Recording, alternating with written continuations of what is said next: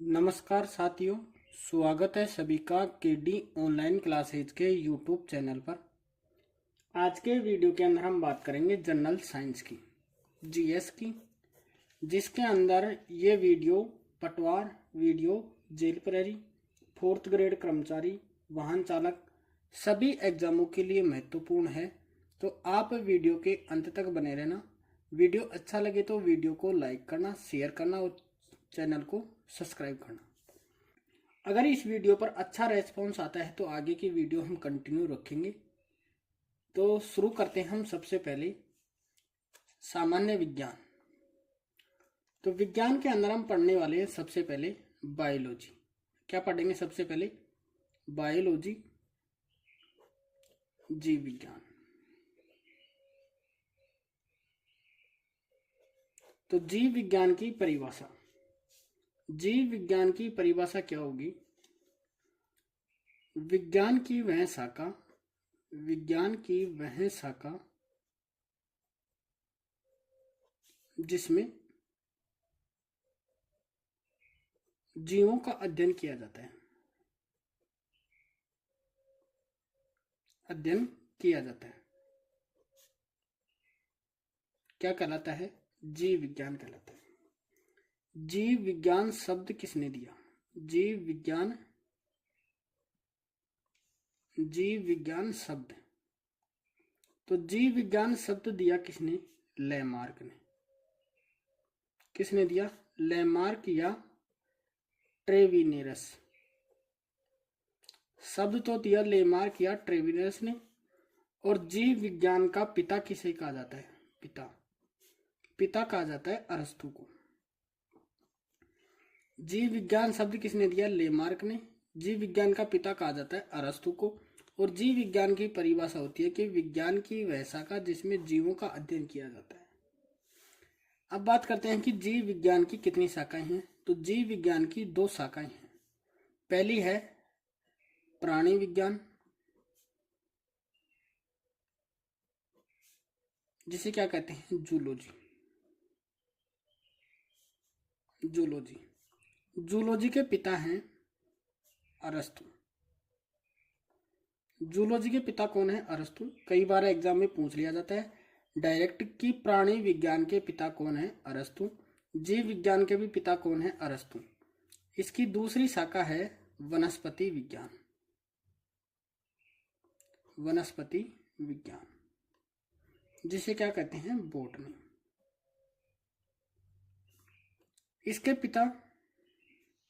इसके पिता हैं थियोफ्रिस्टस। कौन है? थियोफ्रिस्टस।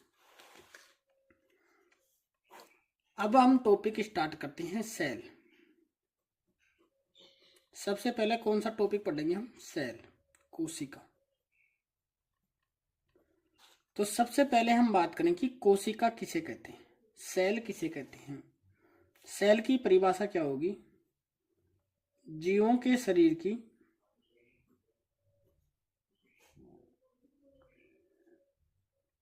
संरचनात्मक एवं क्रियात्मक इकाई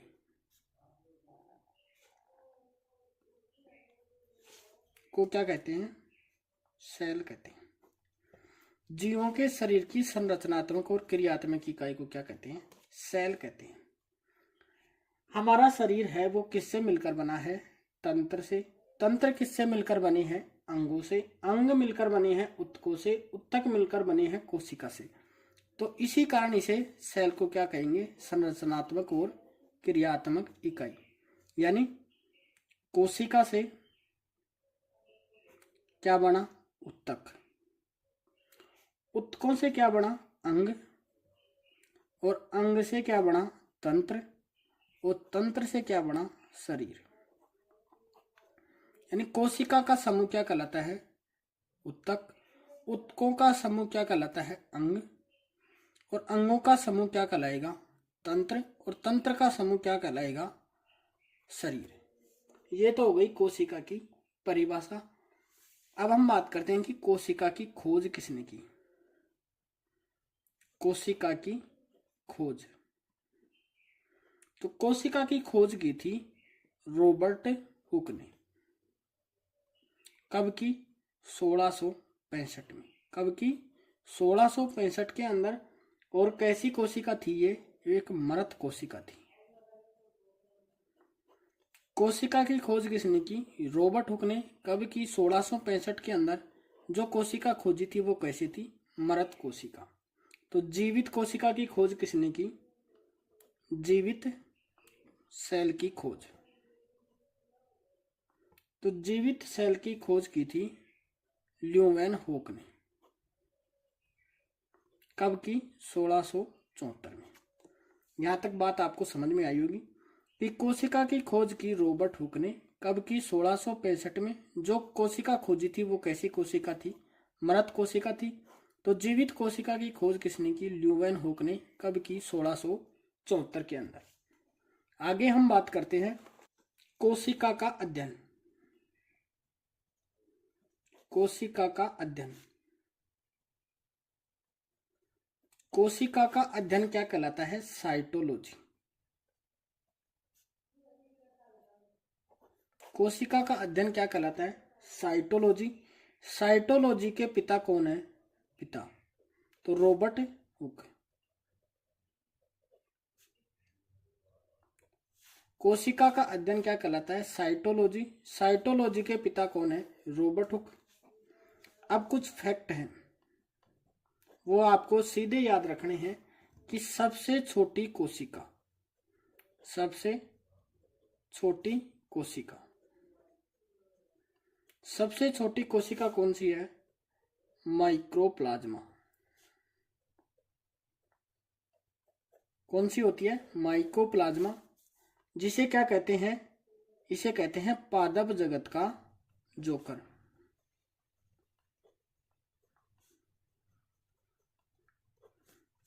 सबसे छोटी हो गई तो सबसे बड़ी। तो बड़ी कोशिका है शुतुरमुर्ग का अंडा। शुतुरमुर्ग का अंडा सबसे बड़ी कोशिका। तो सबसे लंबी कोशिका है तंत्रिका तंत्र। तंत्रिका कोशिका, न्यूरॉन। आई होप कि आप यहां तक आपको समझ में आया होगा कि कोशिका का अध्ययन क्या कहलाता है? साइटोलॉजी। जिसके पिता कौन है? Robert Hooke. सबसे लंबी कोशिका है माइकोप्लाज्मा, जिसे क्या कहते हैं? पीपीएलओ। इसे क्या कहते हैं? पादप जगत का जोकर। सबसे बड़ी कोशिका है शुतुरमुर्ग का अंडा और सबसे लंबी कोशिका है तंत्रिका कोशिका। अब कर लेते हैं मानव शरीर की बात। मानव शरीर में सबसे छोटी कोशिका,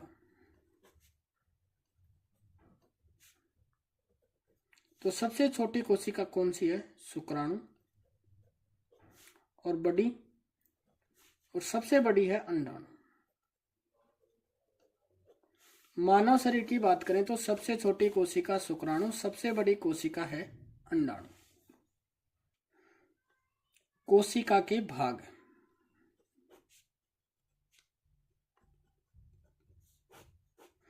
कोशिका के भाग, जैसे ये हमारी कोशिका है, ये इसका केंद्र हो गया। ये इसके अंदर क्या है? जीव द्रव्य। जो आवरण होता है कोशिका का, आवरण, आवरण के अंदर क्या क्या होती है? कोशिका भित्ति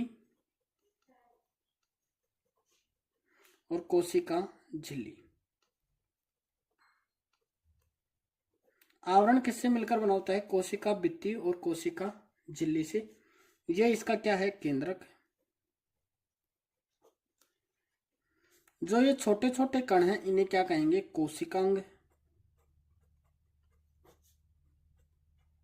जो केंद्र के अंदर द्रव्य होता है उसे तो कहेंगे केंद्रक द्रव।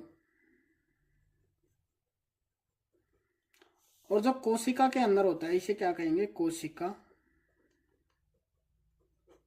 द्रव्य। इन दोनों में को मिलाकर क्या कहेंगे? जीव द्रव्य।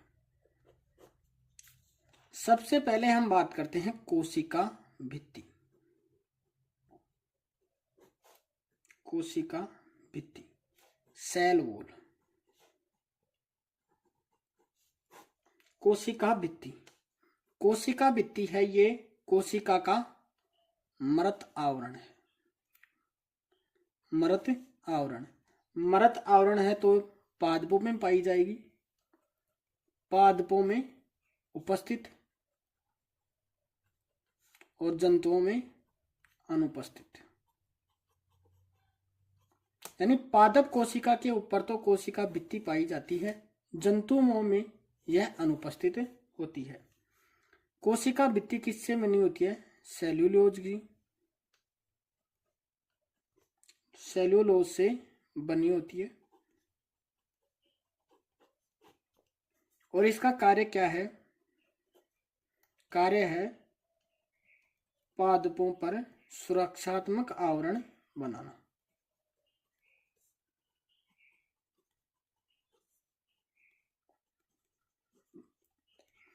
दोबारा समझते हैं। कोशिका भित्ति जिसे क्या कहेंगे? Cell wall. कोशिका भित्ति है ये कोशिका का मृत आवरण है। कोशिका का कैसा है? मृत आवरण। कोशिका भित्ति पादपों में तो उपस्थित होती है, जंतुओं में अनुपस्थित होती है। पादपों में उपस्थित होती है, ये किससे बनी होती है? सेल्यूलोज की बनी होती है। और इसका कार्य है पादपों को सुरक्षात्मक आवरण उपलब्ध करवाना। नोट लगाकर एक बात ध्यान रखना। नोट है कि पादपों के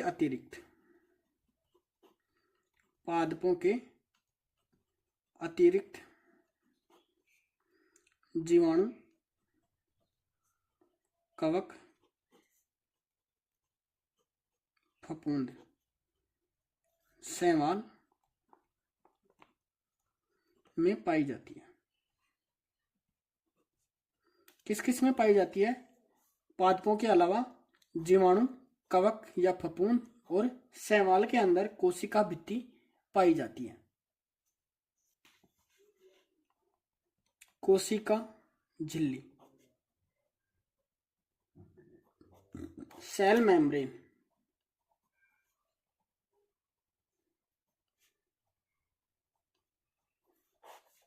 सेल मेम्ब्रेन।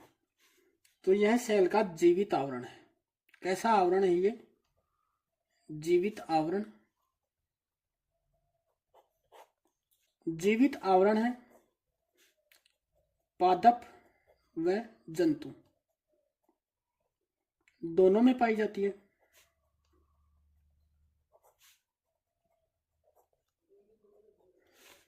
कोशिका झिल्ली जीवित आवरण है जो पादप व जंतु दोनों में पाई जाती है। और कोशिका झिल्ली किसके बनी होती है? ये बनी होती है प्रोटीन प्लस लिपिड या वसा की बनी होती है।